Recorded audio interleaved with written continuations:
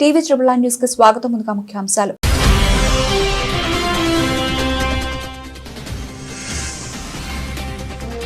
Trump Putin చర్చలను స్వాగతించిన భారత్. సమావేశానికి ముందు ప్రధాని మోదీతో ఫోన్లో మాట్లాడిన పుతిన్.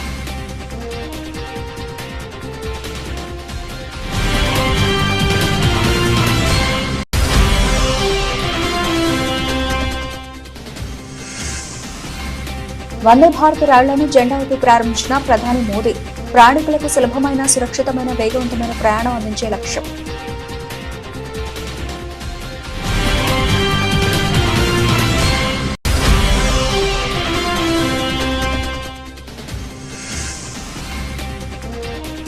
పాకిస్తాన్ గుండెల్లో గుబులు పుట్టించిన ఆపరేషన్ సింధూర్. బయటపడ్డ కీలక విషయాలు. 100 మందికి పైగా ఉగ్రవాదులను మట్టుబట్టినట్లు వెల్లడి.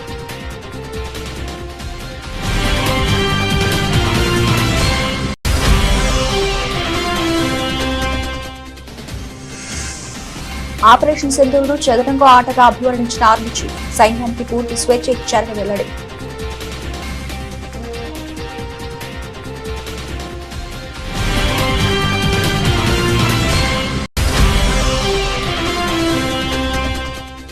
సౌర పవన విద్యుత్ ప్రాజెక్టులో పెట్టుబడులకు ఎన్టీపీసీ సిద్ధం. సీఎం రేవంత్ రెడ్డికి తెలిపిన సీఎండీ గురుదీప్ సింగ్.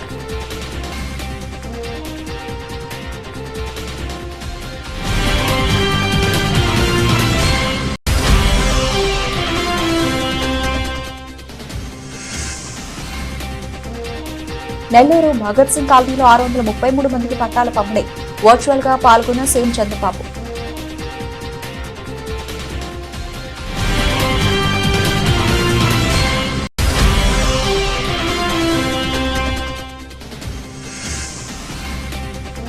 బీజేపీలో చేరిన మాజీ ఎమ్మెల్యే గువ్వల బాలరాజు. కండువా కప్పి ఆహ్వానించిన బీజేపీ రాష్ట్ర చీఫ్.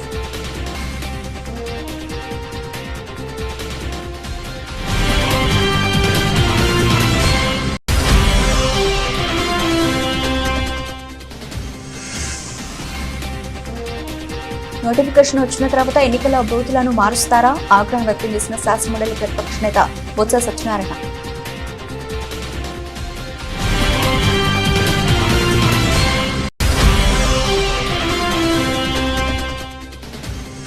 ముంబై విమానాశ్రయంలో ఐకాన్ స్టార్ అల్లు అర్జున్ కు ఆసక్తికర అనుభవం.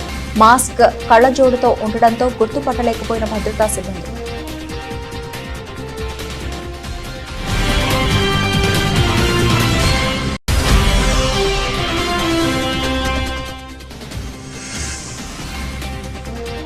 కోహ్లీ రోహిత్ కు బీసీసీఐ బిగ్ షాక్. జట్టులో కొనసాగాలంటే విజయ్ హజారే ట్రోఫీ ఆడాలని షరతు.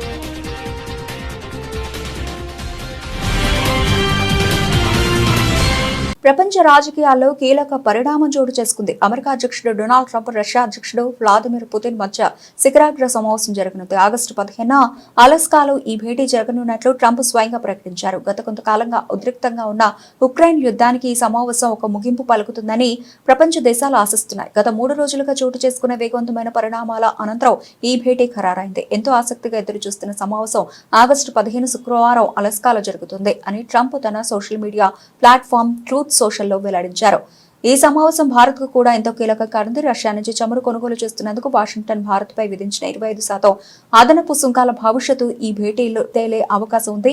ఈ పరిణామాన్ని భారత్ మనస్ఫూర్తిగా స్వాగతించింది. అమెరికా, రష్యా మధ్య కుదిరిన ఈ అవగాహనను అభినందిస్తున్నట్లు భారత విదేశాంగ శాఖ ఒక ప్రకటన విడుదల చేసింది. ప్రధాని నరేంద్ర మోదీ నేడు బెంగళూరులోని కేసర్ రైల్వే స్టేషన్లో 3 వందే భారత్ ఎక్స్ప్రెస్ రైళ్లను జెండా ఊపి ప్రారంభించారు. ఈ రైళ్లలో బెంగళూరు నుంచి మేలగావి, అమృత్సర్ నుంచి శ్రీమత వైష్ణోదేవి, కత్రా, నాగపూర్ నుంచి పూణే ఉన్నాయి. ఈ రైళ్లు ప్రయాణికులకు సులభమైన, సురక్షితమైన, వేగవంతమైన ప్రయాణం అందించే లక్ష్యంతో ప్రారంభించబడ్డాయి. ప్రధాని మోదీ మరో ముఖ్యమైన ప్రాజెక్టును ప్రారంభించారు. బెంగళూరులోని ఎల్లో లైన్ మెట్రో సేవను ప్రారంభించారు. ఈ లైన్ మొత్తం 19.15 కిలోమీటర్ల పొడవు, 16 స్టేషన్లతో ఉంటుంది. ఈ కొత్త లైన్ ఆర్వీ రోడ్ నుంచి బొమ్మసంద్ర వరకు ప్రయాణాన్ని సౌకర్యవంతం చేస్తుంది. ఈ కొత్త మెట్రో రైల్ ప్రారంభంతో బెంగళూరులోని హోసూర్ రోడ్, సిల్క్ బోర్డ్ వంటి రద్దీ ప్రాంతాల్లో ట్రాఫిక్ రద్దీని తగ్గించడంలో సహాయపడుతుంది. ముఖ్యంగా ఈ మార్గం ప్రజల కోసం సమయాన్ని పొడిగించి రద్దీని తగ్గించడంలో కీలక పాత్ర పోషించనుంది. दिल को छू जाती है। सबसे पहले मैं बेंगलुरु शहर की अधिष्ठात्री देवी अन्नम्मा ताई के चरणों में प्रणाम करता हूं।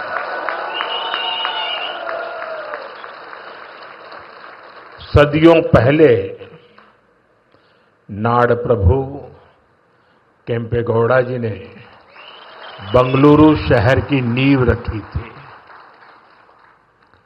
उन्होंने एक ऐसे शहर की संकल्पना की थी जो अपनी परंपराओं से भी जुड़ा हो और साथ ही प्रगति की नई ऊंचाइयों को भी छुए।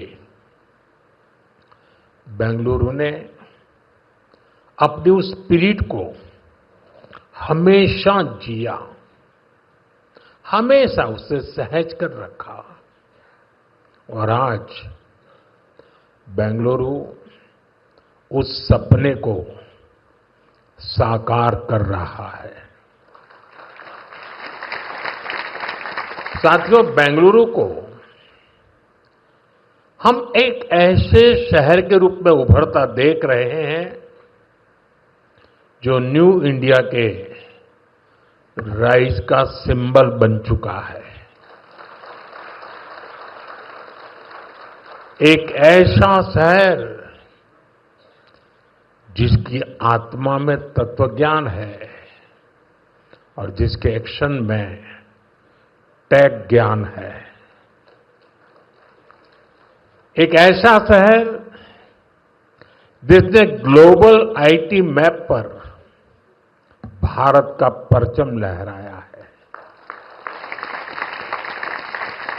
बेंगलुरु की इस सक्सेस स्टोरी के पीछे अगर कोई है तो वो यहां के लोगों की, आप सबकी मेहनत और आप सबकी टैलेंट है। సరిహద్దు ఆవల నుంచి ఉగ్రవాదాన్ని ప్రేరేపిస్తున్న పాకిస్తాన్ కు భారత్ గట్టి గుణపాఠం చెప్పినట్టు భారత వాయుసేన chief air chief marshal Amarpreet Singh వెల్లడించారు. ఆపరేషన్ సింధూర్ లో భాగంగా పాకిస్తాన్ కు చెందిన 6 విమానాలను కూల్చివేసినట్లు ఆయన ధృవీకరించారు. ఇందులో 5 ఫైటర్ జెట్లతో పాటు అత్యంత కీలకమైన నిఘా విమానం కూడా ఉందని తెలిపారు. బెంగళూరులో జరిగిన ఎయిర్ చీఫ్ మార్షల్ ఎల్ఎం కాత్రే స్మారకోపన్యాస కార్యక్రమంలో ఆయన ప్రసంగించారు. ఈ ఏడాది ఏప్రిల్లో పహల్గాంలో జరిగిన ఉగ్రదాడిలో 26 మంది అమాయకులు ప్రాణాలు కోల్పోయిన ఘటనకు ప్రతిస్పందనగా మే 7న ఆపరేషన్ సింధూర్ను ప్రారంభించినట్టు ఆయన వివరించారు. ఈ ఆపరేషన్లో భాగంగా పాకిస్తాన్ పాక్ ఆక్రమిత కశ్మీర్లోని 9 ఉగ్రవాద శిబిరాలను లక్ష్యంగా చేసుకున్నామని, 100 మందికి పైగా ఉగ్రవాదులను మట్టుబెట్టామని రక్షణ వర్గాలు వెల్లడించాయి. That is Shahbaz, their Jacobabad airfield, one of them again, major airfield that was attacked. And here there's an F-16 hangar, which you can see here. And here this is the photograph again from open source, from one of their earlier picture of the same hangar. And here that hangar, which is one half of the hangar is gone. And I'm sure there were some aircraft inside which have got damaged there. So if I can just sum it up, what we were able to get there at least 2 command and control centers in like Murid and Chaklala that I have shown you one of the pictures. At least 6 radars, some of them big, some of them small.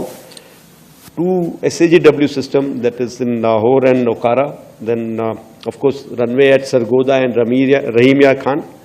3 hangars that we attacked. One was of course Sukur, the UAV hangar, the Bholari hangar of AEWNC, and Jacobabad, the F-16 hangar.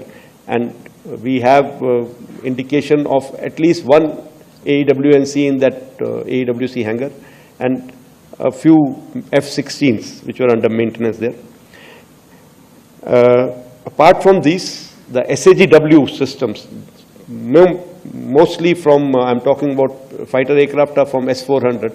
We have at least 5 fighters confirmed kills and 1 large aircraft, which could be either an Elint aircraft or an AEWNC aircraft, which was taken out at a distance of about 300 kilometers.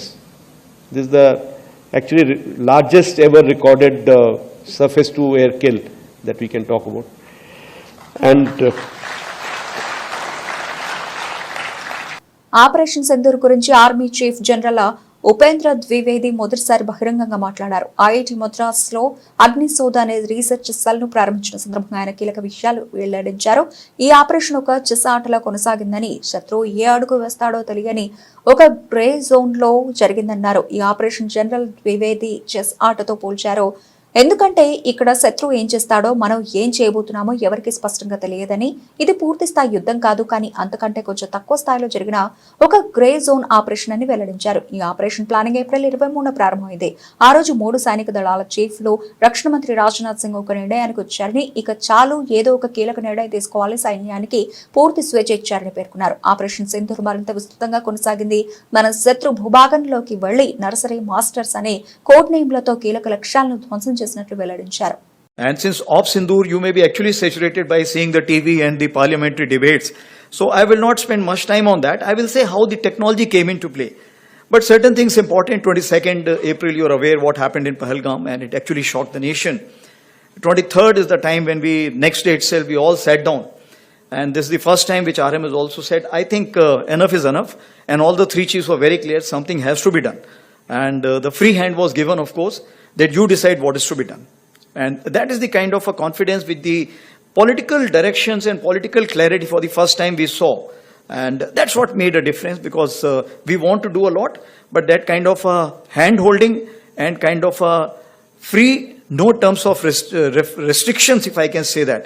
And that is what kind of raises up your morale. And that is how it helped our army commanders or commander-in-chiefs on ground to kind of act as per their wisdom.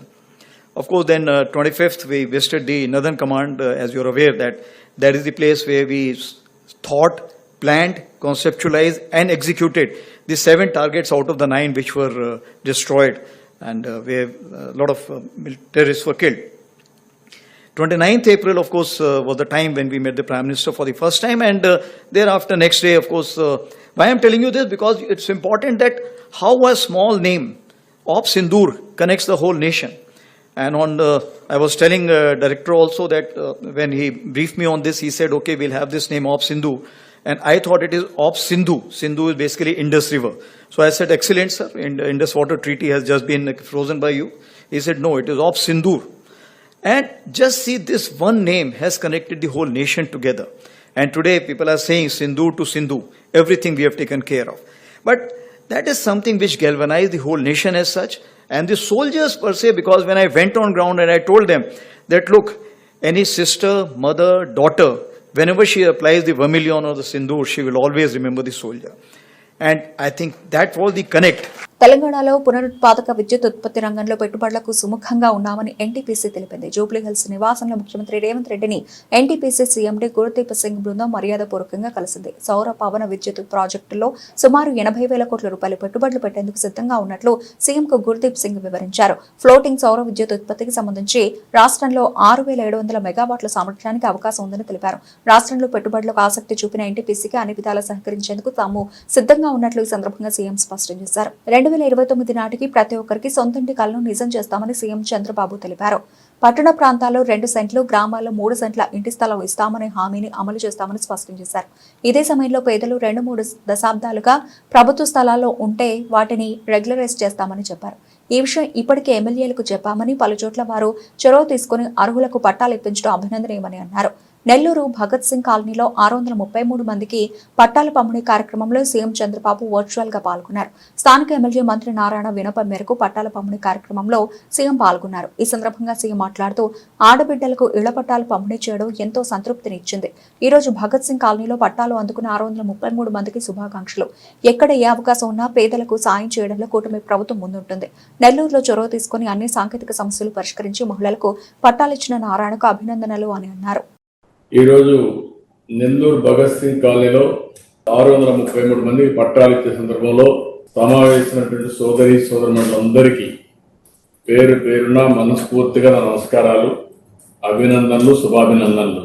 కొన్ని 633 మంది మహిళలకు ఈరోజు ఒక ముఖ్యమంత్రిగా నేను ఇది అసాధ్యం అనుకున్న దాన్ని సాధ్యం చేసి మీకు అందరికీ పట్టాలు ఇచ్చాను. దీనికి చాలా ఆనందంగా ఉంది. ఒక పవిత్రమైన రోజున మీకు ఈ పట్టాలు ఇవ్వడం నా అదృష్టంగా నేను భావిస్తున్నానని ఆ కొండే అందరికీ విజ్ఞప్తి చేస్తున్నా. నాగర్ కర్నూలు జిల్లా అచ్చంపేట నియోజకవర్గ మాజీ ఎమ్మెల్యే గువ్వల బాలరాజు బీజేపీలో చేరారు. ఆదివారం నాడు హైదరాబాద్ నాంపల్లిలోని బీజేపీ రాష్ట్ర కార్యాలయంలో జరిగిన కార్యక్రమంలో పార్టీ రాష్ట్ర అధ్యక్షుడు రామచంద్రరావు బాలరాజుకు కాషాయ కండువా కప్పి సాదరంగా ఆహ్వానించారు. గువ్వలతో పాటు ఆయన అనుచరులు, నియోజకవర్గానికి చెందిన పలువురు నాయకులు కూడా బీజేపీ సభ్యత్వం స్వీకరించారు. కొన్ని రోజుల క్రితం బీఆర్ఎస్ పార్టీకి రాజీనామా చేసినప్పటికీ గువ్వల బాలరాజు ఏ పార్టీలో చేరతారనే దానిపై తీవ్రమైన చర్చ నడిచింది. గతంలో తనపై దాడి జరిగినప్పుడు పార్టీ నాయకత్వం అండగా నిలవలేదని, తనకు తగిన ప్రాధాన్యం ఇవ్వలేదని ఆయన బీఆర్ఎస్ పై తీవ్ర అసంతృప్తి వ్యక్తం చేశారు. ఈ నేపథ్యంలోనే ఆయన పార్టీని వీడగా తాజాగా బీజేపీలో చేరడంతో ఊహాగానాలకు తెరపడింది. ఈ సందర్భంగా బీజేపీ రాష్ట్ర అధ్యక్షుడు రామచంద్రరావు మాట్లాడుతూ ప్రధాని నరేంద్ర మోదీ అమలు చేస్తున్న ప్రజా సంక్షేమ పథకాలు, దేశవ్యాప్తంగా బీజేపీకి పెరుగుతున్న ఆదరణ చూసి గువ్వల బాలరాజు పార్టీలో చేరారని నిర్ణయించుకున్నారని తెలిపారు. తెలంగాణలో పార్టీ బలోపేతానికి ఆయన సేవలను పూర్తిగా వినియోగించుకుంటామని హామీ ఇచ్చారు. ఈ కార్యక్రమంలో ఎంపీ లక్ష్మణ్, ఎమ్మెల్సీ అంజిరెడ్డితో పాటు ఇతర సీనియర్ నాయకులు పాల్గొని గువ్వల బాలరాజుకు శుభాకాంక్షలు తెలిపారు. మీకు ఎన్ని వచ్చినాయి? మొదటిసారి ఫోన్ చేస్తే పోటీ చేసే దాకరన్నా 15,000. ఆయన ఒక రకంగా చెప్తే బ్యూరోక్రాట్ పదవిలో ఉన్నారు, చైర్మన్గా ఒక డిపార్ట్మెంట్లో పనిచేసారు. ఈ జాతీయవాదం నచ్చి అక్కడ కోన్ పూస్తా కొల్లాపూర్ అన్నప్పుడు కొల్లాపూర్ దేశ రక్షణ కావాలని కోరుకుంటుంది. కాబట్టి నేను అక్కడ వెళ్ళి పోటీ చేస్తా అంటే వారికి మొదటిసారి 15,000, రెండవసారి కూడా అద్భుతమైనటువంటి 30,000. రాబోయేది ఒక్కొక్క నియోజకవర్గంలో 1,00,000 ఓట్లు రాబోతా ఉన్నాయి. పులివెందుల జెడ్పీటీసీ ఎన్నికల్లో గెలుపు కోసం అధికార తెలుగుదేశం అన్ని అడ్డుదోవలు తొక్కుతోందని శాసనమండలి ప్రతిపక్ష నేత బొత్స సత్యనారాయణ మండిపడ్డారు. విశాఖపట్నం క్యాంపు కార్యాలయంలో మీడియాతో మాట్లాడుతూ ఎన్నికల నోటిఫికేషన్ వచ్చిన తర్వాత పోలింగ్ కేంద్రాలు మార్చడం ఎప్పుడూ చూడలేదని ఆగ్రహం వ్యక్తం చేశారు. పులివెందుల్లో పోలీసులు, తెలుగుదేశం నాయకులు కలిసిపోయి పనిచేస్తున్నారని, వారి ప్రోత్సాహంతోనే ఎమ్మెల్సీ రమేష్ యాదవ్ పై దాడి జరిగిందని ధ్వజమెత్తారు. ఈ దాడిలో బాధితులపైన పోలీసులు ఎస్సీ ఎస్టీ అట్రాసిటీ కేసులు ఎలా పెడతారని ప్రశ్నించారు. ఒక వర్గం కూడా సంతృప్తికరంగా లేదు అనే విషయాన్ని మనం చెప్పడం కూడా జరిగింది. మళ్ళీ చెప్తున్నాను, ఇవాళ వచ్చి రాష్ట్రంలో కడప జిల్లాలో 2 జడ్పీటీసీలకి ఎన్నికలు జరుగుతున్నాయి. It's okay. ఒకటి పులివెందుల, ఇంకోటి వచ్చి అన్నమయ్య జిల్లాలో. కోర్టు నుంచి మళ్ళీ ఆర్డర్ తీసుకొచ్చుకున్నారు, ఎన్నికలు జరుగుతున్నాయి. ఓకే. దాని గురించి ఏకంగా చట్టాన్ని చేతిలో తీసుకుని ఇష్టారాజ్యంగా ఒక బలహీన వర్గమైన ఒక ఎమ్మెల్సీ, మా ఎమ్మెల్సీ యాదవ్ని అతని మీద దౌర్జన్యం చేసి, అతని మీద దాడి చేసి, కాకుండా పైపెచ్చు ఆ రోజు సాయంత్రం అవతల పక్క నుంచి పోలీసు, తెలుగుదేశం వాళ్ళిద్దరూ కూడా పార్టీ కార్యకర్తలు ఇద్దరు కుమ్మక్కై ఒక కేసును వచ్చి రిజిస్టర్ చేశారు. దేవురంటే ఎర్రగొండ బాలపాలెం అనుకుంటా, నల్లగొండ బాలపాలెం. ఒక ఎస్సీ ఎస్టీ కేసు రిజిస్టర్ చేసి ఎవరైతే యాక్టివ్గా ఉండి బూత్ ఏజెంట్ కింద కూర్చొని, లేదు ఊళ్ళో పెద్దలుగా ఉంటారో వాళ్ళందరినీ కూడా ఈరోజు కస్టడీలో తీసుకున్నారు. ఎన్నికల్లో వాళ్ళు వచ్చి పాల్గొనకుండా ఉండాలని. దేనికోసం? ఒక జడ్పీటీసీ ఎన్నికల కోసం ఇంత అరాచకం చేయవలసిన అవసరం ఉన్నదా చంద్రబాబు నాయుడు గారు? ఇది ప్రజాస్వామ్యమా? అసలు ఎన్నికల కమిషన్ కూడా అందుకే నిన్న కూడా అడిగాం, ఇవాళ కూడా అడిగాం. ఎన్నికల ప్రక్రియ ప్రారంభమైన తర్వాత, నామినేషన్ ప్రక్రియ ప్రారంభమైన తర్వాత పోలింగ్ స్టేషన్ మార్చే కార్యక్రమం ఎక్కడ ఉందండి? పోలింగ్ స్టేషన్ మాత్రమే కాదు, ఒక ఊరిలో ఉన్న ఓట్లని ఈ ఊరు ఓట్లు తీసుకెళ్ళి హ్యామ్లెట్ క్యాంప్లో పెట్టడం, హ్యామ్లెట్ క్యాంప్ తాలూకా ఓట్లు తీసుకెళ్ళి ఇంకో హ్యామ్లెట్ క్యాంప్లో పెట్టడం. అలాగే ఒక ఊరు నుంచి ఒక ఊరికి, ఆ ఊరిలో ఉన్న బూతులు ఆ ఊరిలో కాదు, వీళ్ళు అక్కడికి వెళ్ళి పోటీ చేయాలి, వాళ్ళు వచ్చి ఇక్కడికి వెళ్ళి పోటీ చేయాలి. ఇలా ఎక్కడిది? ఎన్నికలు ప్రకటించుకుంటే సరిపోయాయి కదా. మరి కోర్టుకు పోయింది మీరే కదా ఎన్నికలు పెట్టాలని. ఏదో సాధించేసాం, అమ్మ పులివెందులో జడ్పీటీసీకి గెలిచేస్తే ఏదో అన్నపైన ప్రమాణం అయిపోతుంది అని చూపెట్టాలని ఆలోచన చేస్తాం. ఎన్ని వంకలు తిరిగినా, ఎన్ని తలకైనా తపస్సు చేసినా అది జరగదు. మీరు ఎన్ని కుతంత్రాలు చేసినా. కానీ ఇది కరెక్ట్ సాంప్రదాయం కాదు. ఇక్కడ రోజు పత్రిక తిరిగేస్తే టీవీ ఆన్ చేస్తే ఎక్కడో రాష్ట్రంలో ఎక్కడో అక్కడ ప్రతి ఏదో ప్రాంతాల్లో 2-3 ప్రాంతాల్లో హత్యలు, లేకపోతే కిడ్నాప్లు, లేకపోతే కొత్తగా వచ్చిన కల్చర్ మన రాష్ట్రానికి డ్రగ్స్. ఇంతకుముందు ఎప్పుడు లేదు. అదో ఉంటే కింద మీద ఉంటే ఏదో ఎక్కువగా తాగి పడిపోవడమో లేకపోతే ఏ గంజాయినం అనేది ఉండేది, కానీ డ్రగ్స్ అనేది ఇప్పుడు డ్రగ్స్. ఇప్పుడు ఈ రాష్ట్రంలో ఉన్న పరిస్థితి లేదు.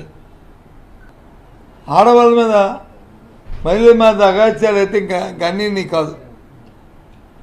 ఒకసారి బేరీజ్ వేసుకోమండి. 14 నెలల కాలంలో గత 5 సంవత్సరాలు జరిగిన ఇన్సిడెంట్ని పట్టికేసుకోమనండి, క్రైమ్ రిపోర్ట్ తెప్పించుకోమనండి. తన రాజకీయ భవిష్యత్తుపై కొనసాగుతున్న ఊహాగానాలకు బీఆర్ఎస్ ఎమ్మెల్యే మాజీ మంత్రి మల్లారెడ్డి ఒక ప్రకటనతో తెరదింపారు.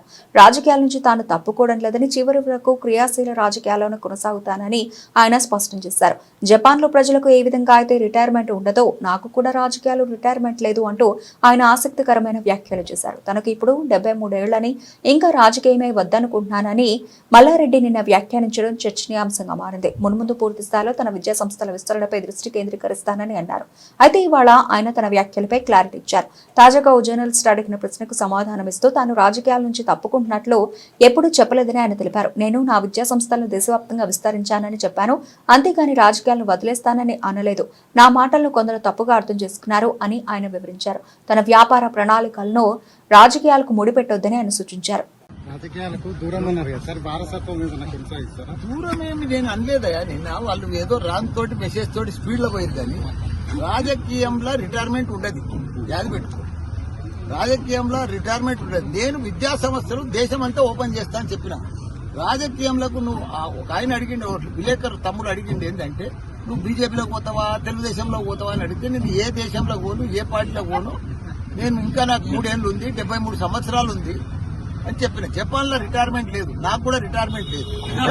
తెలుగుదేశం హయాంలో జరిగిన మద్యం అవినీతి కేసులో పీకల్లోతు వరకు కూరుకుపోయిన చంద్రబాబు దానికి ప్రతీకారంగా సృష్టించిన లిక్కర్ స్కామ్ తో వేధింపులకు పాల్పడుతున్నారని తిరుపతి ఎంపీ మద్దెల గురుమూర్తి, రాజమహేంద్రవరం మాజీ ఎంపీ మార్గాని భరతులు మండిపడ్డారు. రాజమహేంద్రవరంలోని పార్టీ కార్యాలయంలో ఏర్పాటు చేసిన మీడియా సమావేశంలో వారు మాట్లాడుతూ లిక్కర్ స్కామ్ పేరుతో చంద్రబాబు సృష్టించిన బేతాల కథల్లో సంబంధం లేని ఎంపీ మిథున్ రెడ్డిని కుట్రపూరితంగా అరెస్ట్ చేశారని ఆగ్రహం వ్యక్తం చేశారు. జైల్లో చట్టపరంగా వైఎస్ఆర్సీపీ లోక్సభ ఫ్లోర్ లీడర్ మిథున్ రెడ్డికి రిమాండ్లో కల్పించాల్సిన వసతులను కూడా ఇవ్వకుండా అత్యంత దుర్మార్గంగా వ్యవహరిస్తున్నారని అన్నారు. వాళ్ళతో ఈరోజు జైల్లోకి ఎంటర్ కావడం జరిగింది. కనీసం తన సోదరి రాఖీ కట్టడానికి రాఖీని కూడా లోపలికి అనుమతించినటువంటి పరిస్థితి. అడుగడుగున అడ్డుకోవడం, చెకింగ్లు చేయడం. ఏం తీసుకెళ్తాం? నేను ఒక పార్టీ, ఒక లోక్సభ సభ్యుడిగా, ఆ అక్క మిథునన్న సోదరిగా ఏం తీసుకెళ్తాం? ఒక రాఖీతో పాటు ఏదైనా కుంకుమో లేదంటే ఏదో బొట్టు పెట్టడానికి తప్ప ఏం తీసుకెళ్తాం? హైట్ని కూడా అడ్డుకునే పరిస్థితి. వీటన్నిటినీ అడ్డుకొని పైచాచిక ఆనందం పొందే విధంగా అక్కడ వాళ్ళు వ్యవహరించినటువంటి తీరు ఉన్నది. దీన్ని ఖండిస్తా ఉన్నాం. లోపల తనకు కూడా కనీస సౌకర్యాలు కూడా, మామూలుగా అతను సెంట్రల్ సెక్యూరిటీ కేటగిరీలో ఉన్నటువంటి ఎంపీ గారు. సో ప్రాపర్ ఫెసిలిటీస్ కూడా అడుగడుగున అడ్డుకోవడం, ఈవెన్ భోజనానికి కూడా ఒకసారే అనుమతించడం, ఇంటి భోజనాన్ని కోర్టు ఆదేశాలు ఉన్నా కూడా ఇలాంటివి రకరకాలైనటువంటి హరాస్ చేస్తూ పైచాచిక ఆనందాన్ని పొందుతున్నారు. కానీ ఇది తప్పు, కరెక్ట్ కాదు.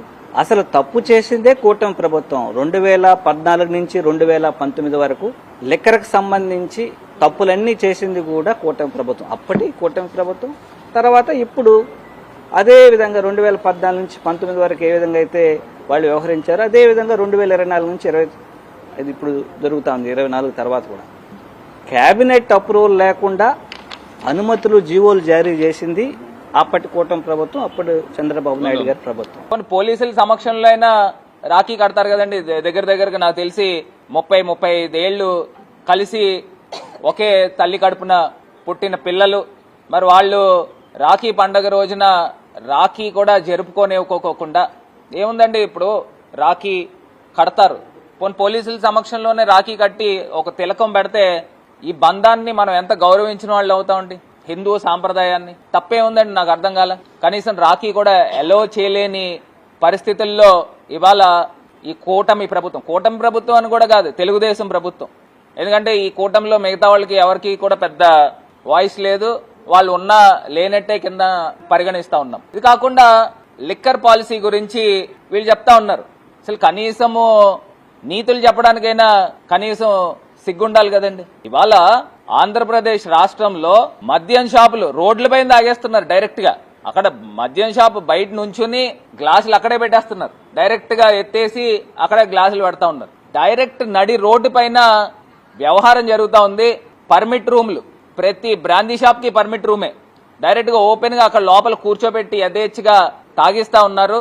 వీధికి ఒక బెల్ట్ షాప్ నిర్వహిస్తా ఉన్నారు రాష్ట్ర వ్యాప్తంగా. ఇది ఓపెన్ గా జరుగుతోంది. కాంగ్రెస్ క్రమశిక్షణ కమిటీ పిలుపు మేరకు గాంధీ భవన్ కు ఇవాళ ఆ పార్టీ సీనియర్ నేత కొండా మురళి వచ్చారు. తనపై వచ్చిన ఫిర్యాదులపై క్రమశిక్షణ కమిటీకి లిఖితపూర్వకంగా కొండా మురళి సమాధానం ఇచ్చారు.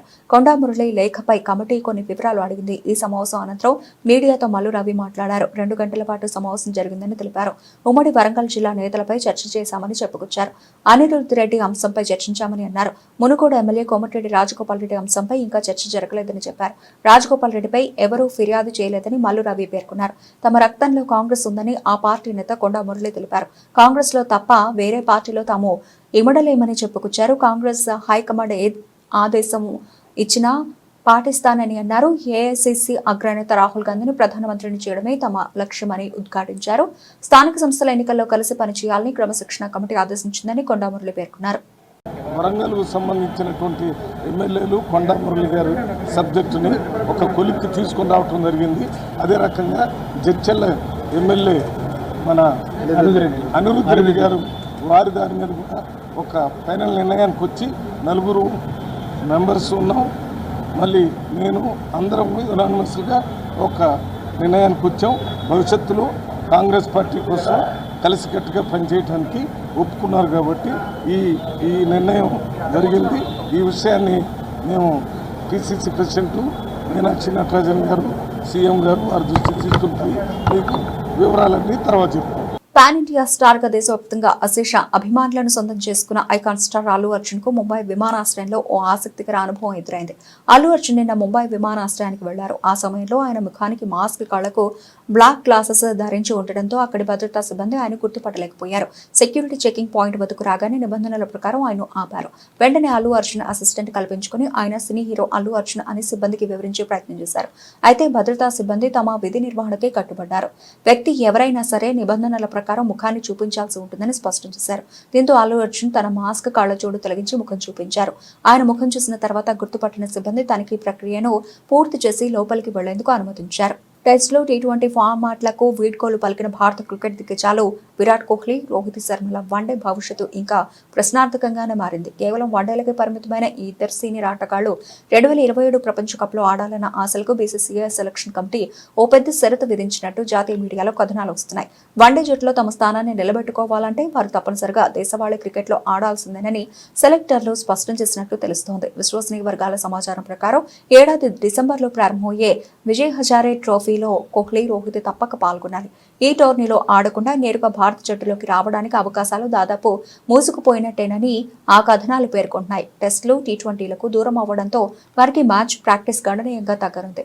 ఈ నేపథ్యంలో వారి ఫిట్నెస్, ఫామ్ ను అంచనా వేయాలంటే దేశవాళీ క్రికెట్టే సరైన మార్గమని సెలెక్టర్లు భావిస్తున్నారు. 2027 ప్రపంచ కప్ కోసం మేము రూపొందిస్తున్న ప్రణాళికల్లో కోహ్లీ, రోహిత్ లేరు అని టీం మేనేజ్మెంట్ కు చెందిన ఒక కీలక వ్యక్తి చెప్పినట్టు ఓ ప్రముఖ పత్రిక నివేదించింది.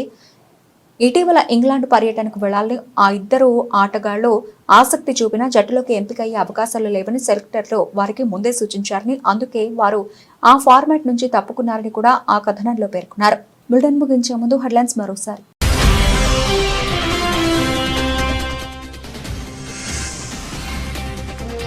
ట్రంప్, పుతిన్ చర్చలను స్వాగతించిన భారత్. సమావేశానికి ముందు ప్రధాని మోదీతో ఫోన్లో మాట్లాడిన పుతిన్.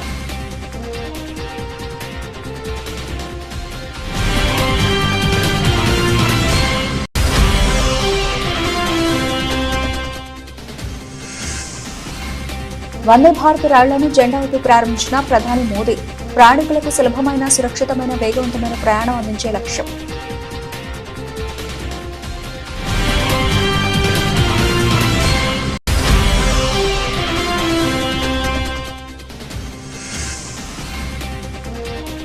పాకిస్తాన్ గుండెల్లో గుబులు పుట్టించిన ఆపరేషన్ సింధూర్, బయటపడ్డ కీలక విషయాలు, 100 మందికి పైగా ఉగ్రవాదులను మట్టుబెట్టినట్లు వెల్లడి.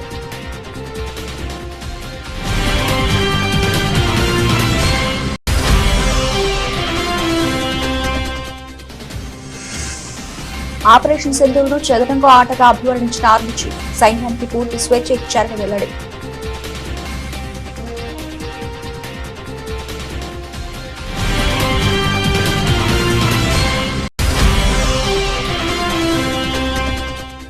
సౌర పవన విద్యుత్ ప్రాజెక్టులో పెట్టుబడులకు ఎన్టీపీసీ సిద్ధం, సీఎం రేవంత్ రెడ్డికి తెలిపిన సీఎండీ గురుదీప్ సింగ్.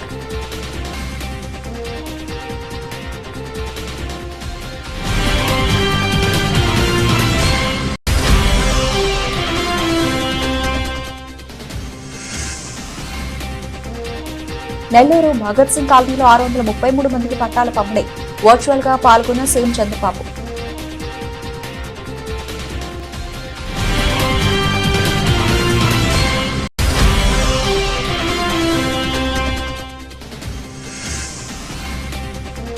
బీజేపీలో చేరిన మాజీ ఎమ్మెల్యే గువ్వల బాలరాజు, కండువా కప్పి ఆహ్వానించిన బీజేపీ రాష్ట్ర చీఫ్.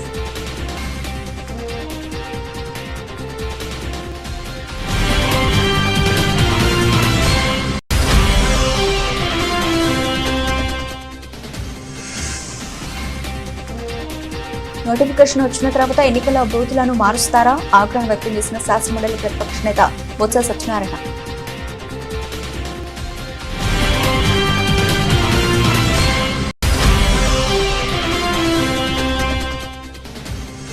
ముంబై విమానాశ్రయంలో ఐకాన్ స్టార్ అల్లు అర్జున్ కు ఆసక్తికర అనుభవం, మాస్క్ కళ్లజోడుతో ఉండడంతో గుర్తుపట్టలేకపోయిన భద్రతా సిబ్బంది.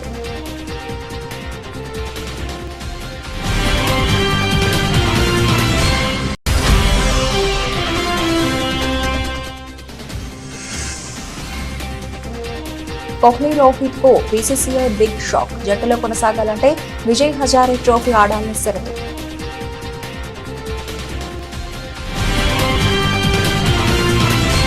ఇవి ఇప్పటివరకు నవల్సిన అప్డేట్స్. మరిన్ని అప్డేట్స్ తో మళ్ళీ కలుద్దాం. అంతవరకు సెలవు, నమస్తే.